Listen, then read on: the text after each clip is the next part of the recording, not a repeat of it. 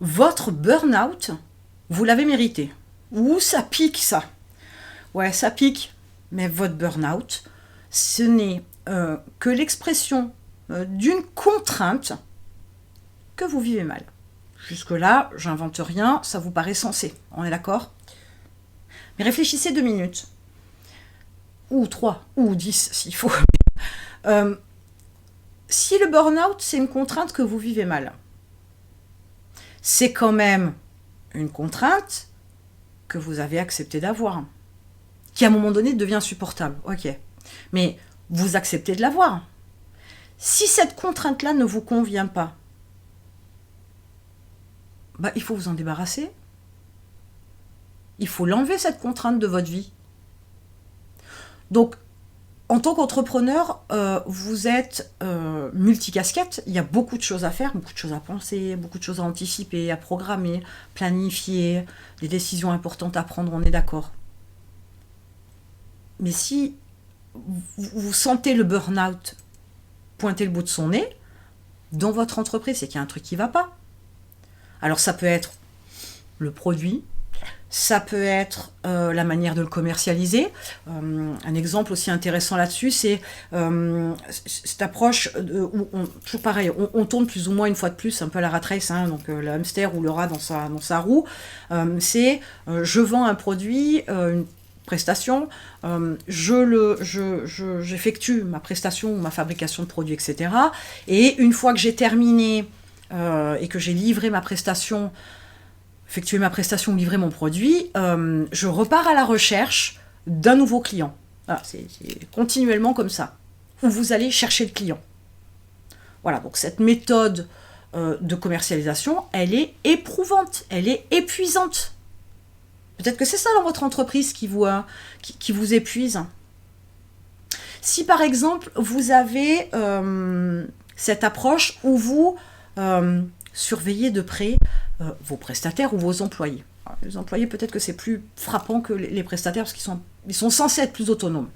Mais si vous êtes tout le temps derrière, à tout vérifier, que par exemple vous allez sur un chantier le matin pour mettre en place, sur un chantier le soir pour vérifier ce qui a été fait, etc. Si vous êtes constamment derrière, accessoirement vous ne le responsabilisez pas, mais c'est pas votre job. Ce n'est pas votre job. Mais ça va vous épuiser à un moment donné. Ça met une telle contrainte sur votre emploi du temps, d'abord, c'est important, mais au quotidien, voilà, là c'est comme si vous aviez une fois de plus un commerce physique. C'est-à-dire vous êtes obligé d'y aller le matin, vous êtes obligé d'y aller le soir. Vous pouvez pas être malade, vous pouvez pas avoir d'accident, c'est pas possible. C'est ce qui peut vous mener au burn-out. C'est une espèce de pression et de contrainte. Donc, si vous sentez que le burn-out arrive, puisque quelque part, vous le cherchez un peu, enfin vous le cherchez pas mais vous le méritez, puisque vous ne réagissez pas pour enlever la contrainte dans le mode de fonctionnement que vous avez dans votre entreprise. Donc forcément, à un moment donné, si vous n'enlevez pas la contrainte, il y aura des effets. Le burn-out, j'entends déjà des gens crier au scandale, ok, dans votre entreprise, il faut modifier quelque chose si le burn-out arrive, s'approche à grands pas. Hein? Alors, ça peut être, je vous dis, dans le produit, peut-être que pour plein de raisons, le produit ne vous convient plus, il n'y a plus d'adéquation et vous vous forcez à continuer. Peut-être que le marché ne vous convient pas, peut-être que voilà, la méthode de commercialisation ne vous convient pas, peut-être que y a ces montagnes russes comme ça en termes de chiffre d'affaires qui sont épuisantes pour vous. Il y a des gens qui le vivent bien, d'autres moins bien. Enfin, dans l'entrepreneuriat de préférence, on évite d'avoir ce type d'approche. Le burn-out, il faut vous remettre en question. Vous vous mettez en position de victime, là. Vous subissez les choses. Mais vous êtes un entrepreneur ou vous êtes un chef d'entreprise. C'est à vous de prendre le contrôle une fois de plus. C'est à vous de décider. Si ça devient trop contraignant au point de vous épuiser psychologiquement, physiquement, vous voyez que votre vie, de manière générale, globale, se dégrade, que potentiellement un peu de burn-out, un peu de dépression, ça commence à en avoir l'odeur. Stop, arrêtez tout, posez-vous la question. Aujourd'hui, qu'est-ce qui vous contraint le plus? Aujourd'hui, qu'est-ce qui vous prend le plus d'énergie? Aujourd'hui, qu'est-ce qui vous fait pas kiffer dans votre entreprise? Mais accessoirement, ce qui vous fait kiffer, c'est bien de mettre le doigt dessus aussi pour pouvoir aller prendre un petit peu d'énergie aussi à ce niveau-là. Mais si vous arrivez au burn-out, c'est que vous l'avez mérité. Vous l'avez cherché, entre guillemets. Je mets des guillemets, hein, ne vous enflammez pas, je mets des guillemets. À un moment donné, quand vous êtes sous tension, avant même d'arriver au burn-out, il faut vous poser des questions. Il faut absolument que vous preniez du recul. Je sais que c'est pas facile, mais on n'a jamais dit que l'entrepreneuriat... Si, pardon, excusez-moi, je rectifie. On vous fait miroiter, pas moi, hein, parce que j'ai tendance à être un peu plus cash que ça, et un peu plus direct et un peu moins enrobé, mais vous lisez partout, et trop souvent, que oui, c'est facile de devenir son propre patron. Ouais, on est d'accord. Mais finalement, c'est facile de créer une entreprise à la chambre du commerce, pas très compliqué non plus, hein, je veux dire. Mais c'est après que ça se gâte. C'est après que ça devient plus compliqué. Alors ouais, je ris, je me moque pas de vous, hein, très sincèrement, je me moque pas de vous. Mais arrêtez de penser que tout se passe super bien dans le meilleur des mondes. Ce n'est pas vrai. Dès l'instant où il y a quelque chose qui vous contrarie dans votre entreprise, je pourrais vous donner tout un tas, moi, d'exemples. Je sais des erreurs que j'en ai faites et des tensions, j'ai pu en avoir quelques-unes. Je pourrais vous en citer plein de choses que je ne fais plus aujourd'hui, parce qu'à un moment donné, j'ai senti que c'était une contrainte, que c'était éprouvant, que ça me prenait de l'énergie, et que j'en arrivais même à un moment donné où je retardais le plus possible. C'est un peu la procrastination catastrophique, là. Mais c'est ça qui m'a fait dire, non, bah là c'est trop, là ça le fait plus, faut trouver une autre approche. Mais des fois, c'est des petits détails. Sauf que petit détail aujourd'hui devient gigantissime quelque temps après.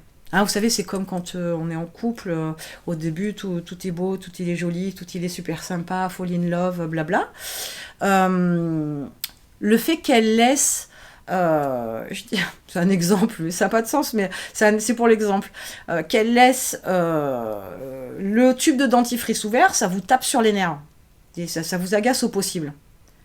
Au début, c'est mimi, vous dites rien. Mais dans 6 mois, dans 1 an, ça va vite vous taper sur le système. Votre entreprise, c'est pareil. Au début, vous êtes tout feu, tout flamme, machin. Enfin, ok, mais il y a un moment donné, une espèce de routine qui se met en place, etc., avec votre gestion de votre temps, de vos activités, de ce qu'il y a à faire, etc. Et il y a des choses où vous apercevez que, voilà, puis plus c'est important, plus le temps passe, plus ça devient une contrainte, plus ça vous pèse, et plus vous sentez cette boule à l'estomac, plus vous avez un peu ce sentiment d'aller à reculons tous les jours, plus vous voyez qu'il y a des choses que vous reportez, qu'à un moment donné, à force de reporter, il faut le faire. Ok, on y va, on le fait. Ça vous demande une énergie folle. Arrêtez-vous, stop. Arrêtez-vous. Prenez le temps, le recul, de la hauteur aussi, et faites le point. Ok, qu'est-ce qui me contrarie à ce point-là? Qu'est-ce qui est une énorme contrainte pour moi? Qu'est-ce qui m'épuise? Identifiez ces points-là et essayez de trouver des solutions, parce que des solutions, il y en aura toujours. Sinon, c'est pas un problème. Donc, il y aura toujours un moyen pour améliorer. Au pire du pire, entre guillemets, et c'est pourtant une solution de facilité extraordinaire, c'est déléguer. Il y a des gens qui seront ravis de faire des trucs qui sont des contraintes pour vous. Mais le burn-out, si vous ne faites rien, si le burn-out arrive, vous l'avez cherché, et puis bien cherché. Donc, puisque c'est une contrainte, et que faire ça n'a pas de sens pour vous, même si vous savez que vous devez le faire pour votre entreprise, c'est qu'il y a quelque chose sur lequel vous devez y mettre une attention particulière, y travailler sérieusement pour pouvoir redescendre en pression, redescendre en tension, retrouver de l'énergie, de la motivation en vous enlevant cette contrainte-là. Sinon, je vous dis, c'est le burn-out annoncé.